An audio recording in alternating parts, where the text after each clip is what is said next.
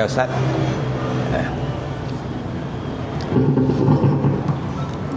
Assalamualaikum warahmatullahi wabarakatuh.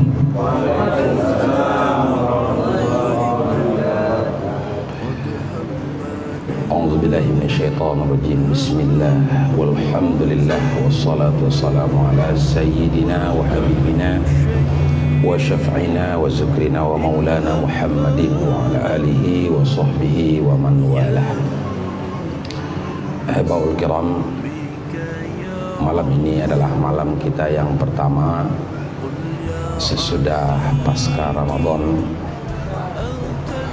Kita diberikan Allah Subhanahu wa taala kesempatan untuk beribadah lebih banyak. Maka kegiatan rutin kita yaitu pengajian-pengajian secara khusus di posko kita istirahatkan dan kita konsen untuk beribadah Ramadan. Maka pada malam hari ini kita bersyukur kepada Allah. Allah Subhanahu wa taala tetap memberikan kepada kita kesempatan untuk menimba ilmu, sehingga dengan ilmu itu kita dapat beramal sesuai dengan kehendak Allah. Maka pada malam hari ini, sebagaimana yang telah disampaikan tadi, kita akan menyampaikan betapa pentingnya kita mendakwahkan kalimah Allah. Kalimah Allah, karena Allah Subhanahu wa taala mengatakan dalam ayatnya, man ahsanu qawlan mimman da'a ilallah wa amila salihan wa qalu innani minal muslimin. Apakah atau siapakah yang lebih baik qaulannya, ucapannya, daripada orang yang mengajak orang kepada Allah? Siapa yang lebih baik ucapannya? Tidak ada. Itu adalah ucapan dan perkataan yang lebih baik. Ucapan dan perkataan yang lebih baik itu adalah mengajak orang kepada Allah. Man ahsanu qawlan mimman da'a ilallah, mengajak orang kepada Allah. Maknanya orang yang tidak dengan Allah, orang yang tidak tahu dia bahwa dia bertuhan, kita ajak kepada Tuhannya. Orang yang tidak sadar dia bertuhan, kita sadarkan dia kepada Tuhannya. Dengan apa kita sadarkan? Dengan qaulan, dengan ucapan, perkataan-perkataan kita. Itulah hakikat dakwah. Wa amila salihan, seraya ia beramal dengan amal soleh. Itulah yang dikatakan orang yang paling baik, yang paling ahsan, yang paling ihsan di dunia ini. Karena Allah sendiri yang mengatakan, siapa lagi yang lebih baik ucapannya selain daripada orang yang mengajak orang kepada Allah, kemudian ia beramal soleh dan ia berkata, innani minal muslimin, aku adalah orang yang menyerahkan diri kepada Allah. Maka dakwah pertama itu adalah dakwah ilallah, mengajak orang kepada Allah. Mengajak orang kepada Allah itu bagaimana? Maka mengajak orang kepada Allah bagi orang yang sudah mengucap dan mengatakan serta yakin bahwa Allah Subhanahu wa taala itu Tuhannya, maka ia mengatakan dengan lidahnya, asyhadu alla ilaha illallah wa asyhadu anna muhammadar rasulullah. Syahadah pertama disebut dengan syahadah kepada Allah, syahadah yang kedua disebut dengan syahadah kepada Rasul. Apa itu syahadah? Aku akui Makna dari aku akui adalah ada yang diakuinya, bahwa ada di hatinya Allah. Kemudian ia katakan, aku akui bahwa tak ada Tuhan yang patut untuk disembah selain Allah, dan aku akui pula Nabi Muhammad itu sebagai Rasulullah. Nah, ini dia. Kemudian setelah itu, manusia Allah ciptakan dalam keadaan lalai.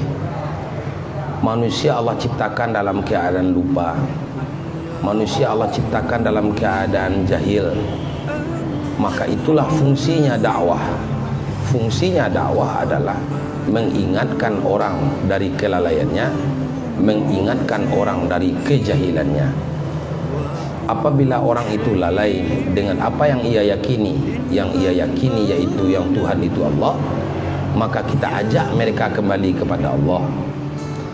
Orang yang tidak merasa kehadiran Allah dalam dirinya, maka kita ajak orang itu untuk menghadirkan Allah di dalam dirinya. Itu adalah ucapan-ucapan dan perkataan-perkataan yang lebih ahsan, kata Allah. Maka pada hakikatnya dakwah itu mempunyai jalan, disebut dengan manhaj ad-dakwah, mempunyai metode, mempunyai cara-cara.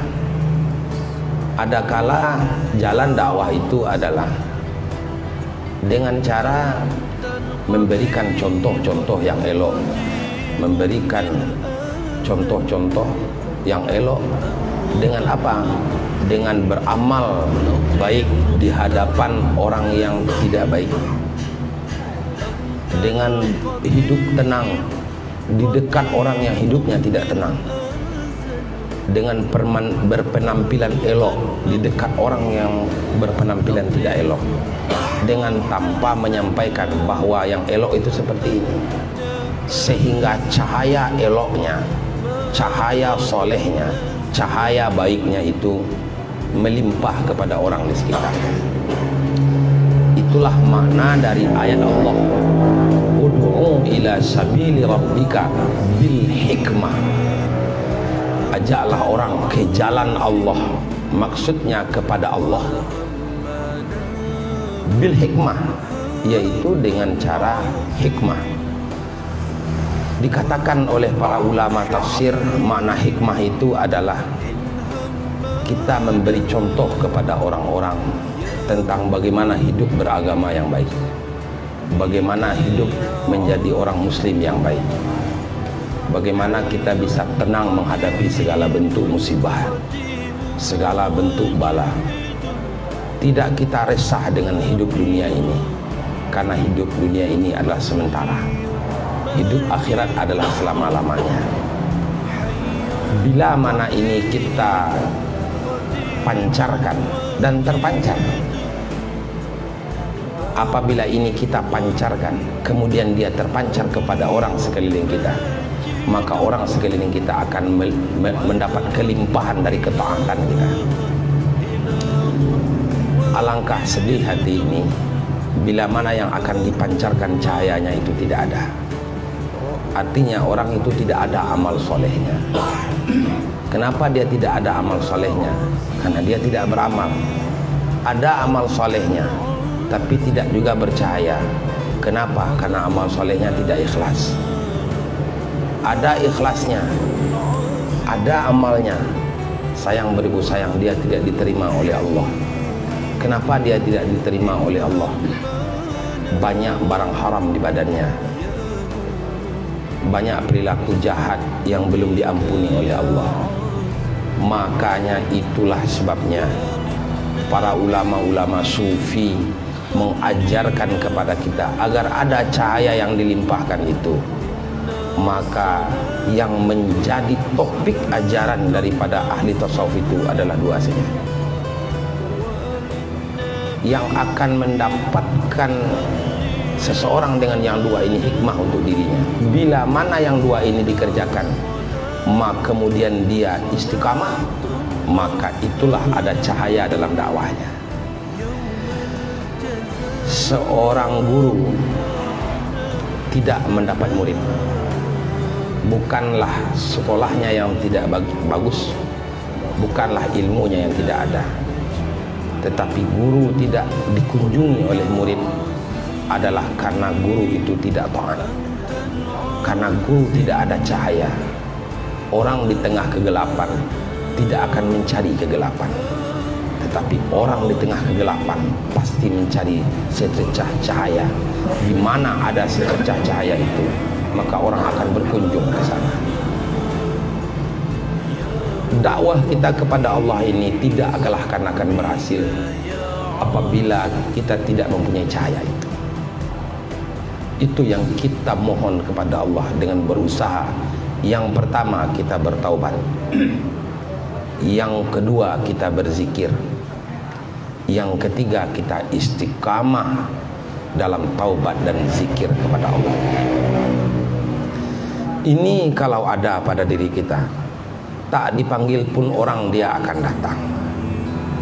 Sekalipun keras takbir Allahu Akbar kita, sekalipun teriakan dakwah kita di masjid melantang dan melantung kiri dan kanan, disambung dengan mic yang besar, disambung dengan alat teknologi yang baik, diviralkan di media massa, di media apa saja, tapi tak terterima dalam batin orang. Apa sebabnya? Yang menyampaikannya tak ada cahaya, maka tak dicari oleh orang. Itu yang kita bina. Maka doa para ahli sufi itu tidak terlepas dari ucapan Allahumma inna nas'aluka taubah wal inabah wal istiqamah ala syari'atil gharra wat tariqatil bayda. Ya Allah, kami bermohon kepadamu, nas'aluka taubah, kami mohon kepadamu taubah. Taubah itu baru akan ada di diri kita adalah atas pertolongan Allah. Maka sandarkan diri kepada Allah agar kita menjadi orang-orang yang bertaubah. Taubah dipaksakan kepada orang. Kalau tak diberikan Allah kekuatan bagi kita untuk taubah, taubah itu tidak akan datang. Apabila kita diberikan hidayah oleh Allah untuk bertaubah, maka kita akan bertaubat. Maka penyandaran diri kepada Allah itu lebih utama sebelum kita bertaubat. Maka menyandarkan diri itu adalah mengembalikan diri kepada Allah. Makanya saya mengatakan, menyandarkan diri kepada Allah, menghadirkan Allah dalam setiap gerak dan gerik kita, itulah hakikat daripada zikir yang diamalkan. Apabila zikir itu tidak ada, taubah itu tidak akan datang. Apabila pun kita mengucapkan kalimat astaghfirullahalazim allazi la ilaha illa wal hayyal qayyum wa atubu ilaih, tapi taubah tidak datang. Apa ciri orang kalau dia taubah? Ciri orang dia taubah itu adalah benci hatinya melakukan kemaksiatan-kemaksiatan. Benci hatinya melakukan kezaliman. Tapi bila mana jinak hati orang melakukan kemaksiatan, jinak hati orang melakukan kemungkaran, berarti tak ada taubah di dalam dirinya. Karena ciri dari orang taubah itu adalah benci dia akan berlaku kemaksiatan, berlaku kemungkaran. Maka ini satu yang sangat halus. Apa itu yang halus? Taubah itu tidak akan tiba tanpa hidayah. Hidayah tidak akan tiba tanpa ada cinta dan kasih Allah kepada kita. Maka yang dicari daripada zikir itu adalah cinta dan kasih Allah. Kapan orang berzikir, maka tiba cinta dan kasih Allah. Makanya kita berzikir kepada Allah sehingga kita sampai kepada Allah. Zikir, kita lanjut kepada zikir. Zikir itu setidaknya ada dua tujuannya. Secara umum zikir itu akan membawa ketenangan hati. Mau orang itu khusyuk berzikir, mau orang itu tidak khusyuk berzikir, sama aja dengan sholat. Orang sholat khusyuk dia dalam sholat, tidak khusyuk dia dengan sholat, maka selesai sholat tenang juga hatinya. Itu karamah sholat, karamah zikir, kemuliaan zikir. Tetapi betapa orang banyak zikir, kembali lagi dia berbuat maksiat, tidak dekat dia dengan Allah. Ada apa ini sebenarnya? Karena wujud daripada zikir yang pertama adalah seseorang itu bisa untuk mendapat ketenangan batin. Yang kedua tidak ia dapatkan. Apa itu yang kedua? Yaitu sampai kepada Allah, bermakrifah dengan Allah. Pagi kita zikir subhanallah wa bihamdihi subhanallahil azim. Petang kita berzikir subhanallah walhamdulillah wa la ilaha illallah wallahu akbar. Kesandung kaki dengan batu, astagfirullahaladzim. Mau makan, bismillahirrahmanirrahim. Selesai bekerja, selesai makan, selesai minum, alhamdulillahirabbil alamin. Datang petir, la haula wala quwata illa billah. Melihat sesuatu yang mengejutkan, tapi takut kita akan musibahnya, baca subhanallah. Mengejutkan, menyenangkan hati, dibaca masya Allah. Sudah dikerjakan zikir semuanya. Tetapi sering juga orang tergelincir kepada Allah, menandakan zikirnya cuma sekedar tenang hati sementara saja. Tidak sampai zikirnya itu kepada satu derajah yang disebut dengan derajah sampai kepada Allah atau usul kepada Allah. Maka apabila sampai derajah zikirnya kepada usul kepada Allah, hasillah bagi dirinya yaitu istiqamah. Maka bila mana dia bertaubah, dia sudah kembali kepada Allah, tetap dia dengan Allah. Apabila orang telah kembali kepada Allah, kemudian dia tidak tetap dengan Allah, maka yang diperbaiki taubahnya. Maka yang diperbaiki cara zikirnya. Maka yang diperbaiki adab zikirnya. Maka yang diperbaiki itu kemauan dia. Apabila cara berzikir itu salah, tidak sesuai dengan petunjuk Rasulullah, maka ketika itu zikir tidak berpengaruh.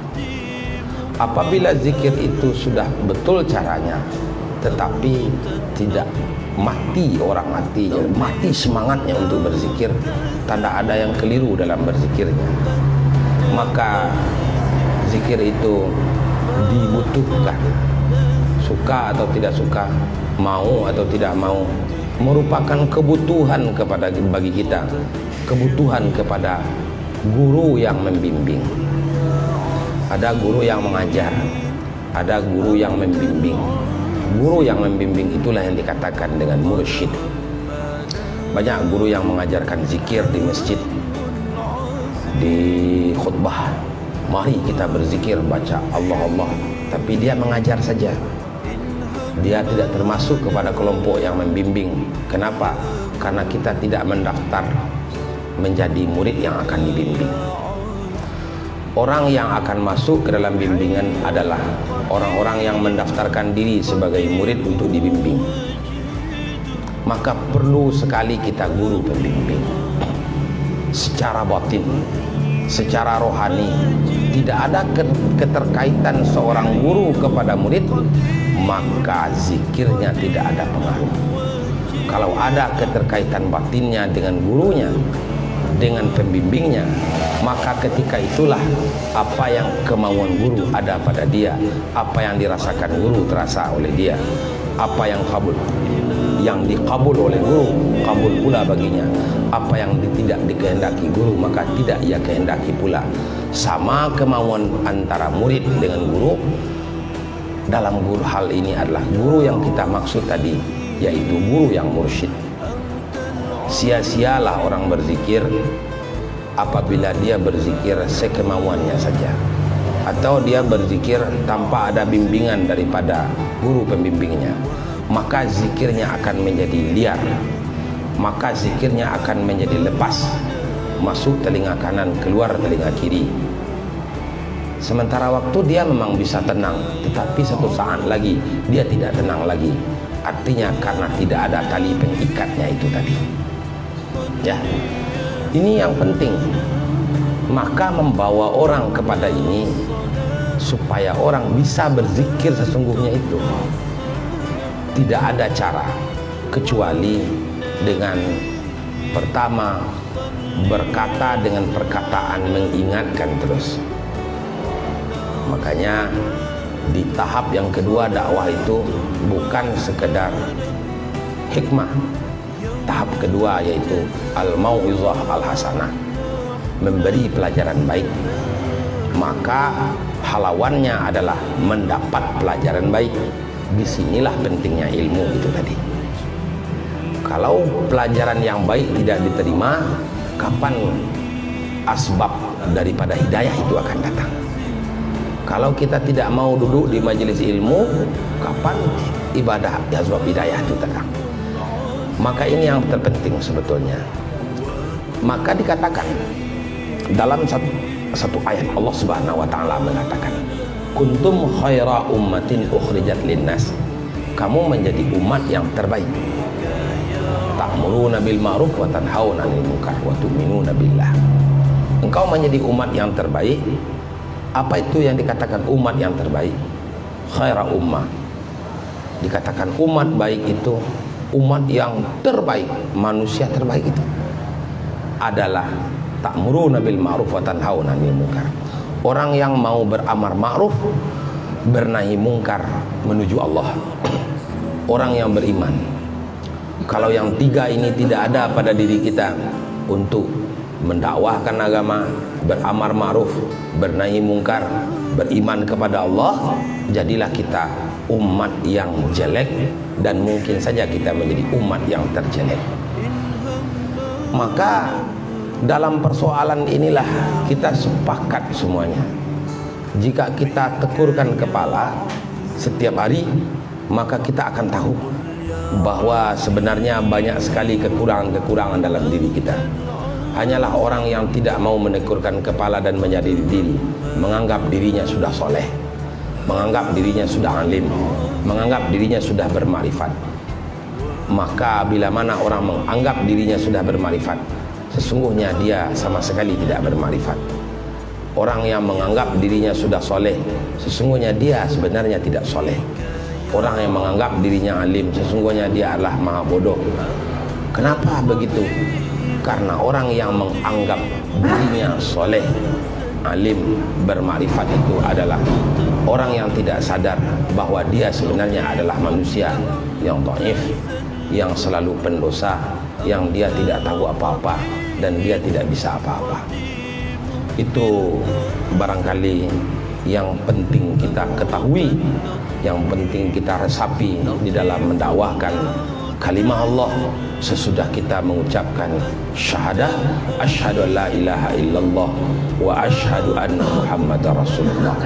Semangatkan kita di dalam hati, tumbuhkan semangat di dalam jiwa untuk selalu mengajak siapapun daripada umat manusia ini kepada Allah.